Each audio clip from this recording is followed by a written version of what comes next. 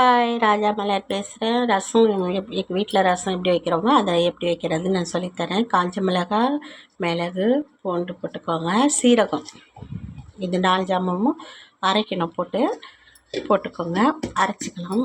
அதுக்கப்புறம் கருவேப்பிலை, கொத்தமல்லி, தண்ணியில் தக்காளி, மஞ்சத்தூள், பெருங்காயம், புளி போட்டு நல்லா கரைச்சிக்கோங்க.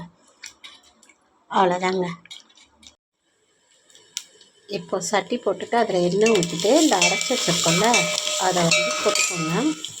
நல்லா வறுத்துருங்க.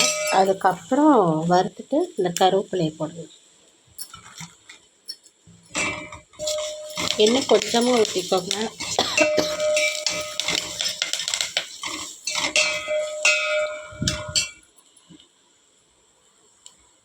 இப்போ கரைச்சி வச்சுருக்கோம்ல இதை இதில் ஊற்றிக்கோங்க.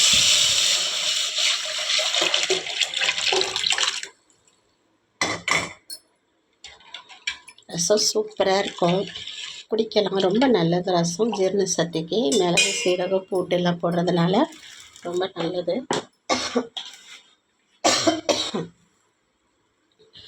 உப்பு போட்டுக்கோங்க, கரெக்டாக போட்டுக்கோங்க அளவு உப்பு. இது நுரை கட்டி வரும்போது ஆஃப் பண்ணிவிடுங்க. அவ்வளோதான். நுரை கட்டி வந்தோன்னே ஆஃப் பண்ணி வச்சிடலாம். ரசம் ரெடி. பிடிச்சிருந்தா லைக் பண்ணுங்கள், ஷேர் பண்ணுங்கள்.